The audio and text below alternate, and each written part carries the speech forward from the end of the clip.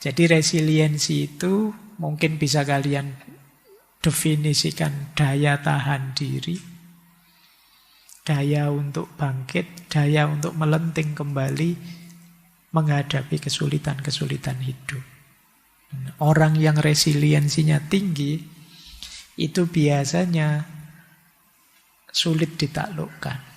Karena dia jatuh akan bangun lagi, jatuh akan bangun lagi.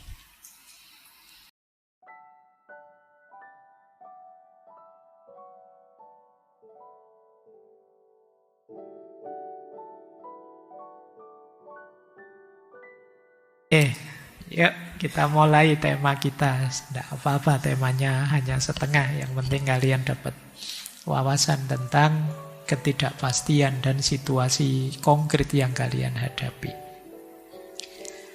Sekarang kita ke resiliensi. Jadi resiliensi itu kemampuan seseorang untuk bangkit, bertahan, menyesuaikan diri secara positif ketika ada tekanan, kesulitan, atau perubahan tidak menentu.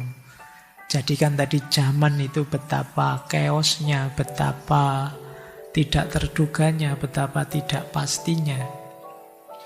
Kita memerlukan resiliensi, ketangguhan, ketahanan. Ada yang menyebut resiliensi itu daya lenting, daya fight back. Seperti pegas.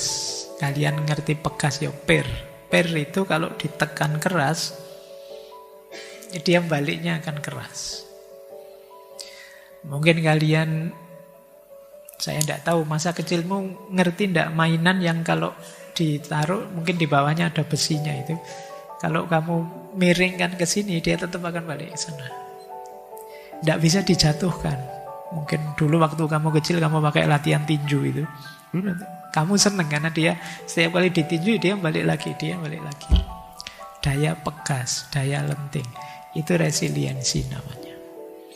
Kalau untuk ketahanan batinmu. Jadi satu kondisi di mana kalian begitu kuatnya, begitu tangguhnya, sehingga sekeos apapun, sekacau apapun situasi, kalian masih bisa tegak kembali. Itu yang disebut resiliensi. Nanti ada individual, ada kolektif, ada spiritual, filosofis. Kalau individual secara psikologi, resiliensi itu kapasitas kemampuan kita untuk bisa mengelola stres, trauma, kegagalan, sehingga kita tidak menghancurkan diri kita. Jadi jatuh bangun lagi, itu resiliensinya tinggi berarti. Kalau secara sosiologi ya komunal, bersama-sama, kolektif. Ada bencana kita bisa bangkit lagi. Ada perubahan besar kita tetap bisa survive. Nah ini resiliensi sosial namanya. Kelaparan sih luar biasa tapi tetap bisa survive lagi. Berarti resiliensinya hebat.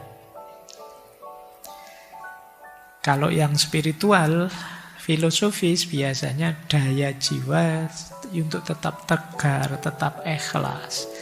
Sesulit apapun situasi hidup bisa menemukan makna di balik segala kepahitan hidup. Nah, ini spiritual namanya. Jadi resiliensi itu mungkin bisa kalian definisikan daya tahan diri, daya untuk bangkit, daya untuk melenting kembali menghadapi kesulitan-kesulitan hidup. Orang yang resiliensinya tinggi itu biasanya sulit ditaklukkan. Karena dia jatuh akan bangun lagi, jatuh akan bangun lagi. Generasi kalian, Gen Z, itu sering dituduh rapuh. Kalau ada masalah, dropnya cepat, stresnya cepat, depresinya cepat. Solusinya apa? Resiliensimu tingkatkan. Biar tidak gampang stres, biar tidak gampang drop. Ya mulai besok latihan ya, latihan kuat. Nanti ada caranya. Kata Alain de Botton, ini bulan lalu kita bahas tokoh ini ya. Kata beliau, setengah dari seni hidup yang baik itu resiliensi. Sering saya bilang juga, hidup itu harus bisa ngegas, harus bisa ngerem. Resiliensi ini konteksnya ngerem. Untuk kemudian bisa ngegas lagi. Kalau kata Nelson Mandela, jangan menilaiku dari kesuksesanku, nilailah aku dari seberapa sering aku terjatuh dan bangkit lagi. Orang hebat itu orang yang jatuh bangkit lagi, jatuh bangkit lagi. Kalau orang yang berusaha langsung sukses itu tidak luar biasa, mungkin karena fasilitasnya banyak, mungkin karena dia sejak awal punya modal ini, modal itu, tidak luar biasa. Tapi orang luar biasa itu orang yang mungkin saja dia jatuh, mungkin saja dia kalah, mungkin saja dia terhempas, tertindas, tapi tetap bangkit lagi. Ini orang hebat sudah. Jadi kalau kalian ingin jadi orang hebat, kuatkan resiliensimu. Kata Konfusius, kemuliaan kita yang terbesar bukan karena kita tidak pernah jatuh, tetapi karena kita bangkit setiap kali kita jatuh.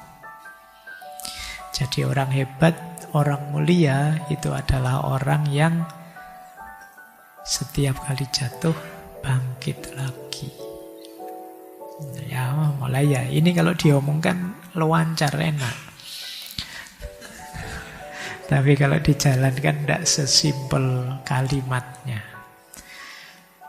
Ya tadi Nelson Mandela kalimatnya pendek, tapi lihat perjuangan beliau untuk pembebasan rakyatnya dari penindasan rezim apartheid itu panjang dan pahit memang. Jatuh bangun itu pahit, tapi membuatmu tangguh. Jangan menghindari bahaya, jangan menghindari masalah. Hidup itu pasti ketemu bahaya, pasti ketemu masalah. Dan yakinlah setiap kali kalian ketemu bahaya, ketemu masalah, itu adalah kesempatanmu untuk jadi lebih hebat, lebih tangguh. Mungkin Tuhan mengarahkan ke situ dalam rangka biar kamu lebih hebat. Kalau hidupmu lancar terus, enak terus, ya daya resiliensimu mungkin tidak teruji, mungkin rendah.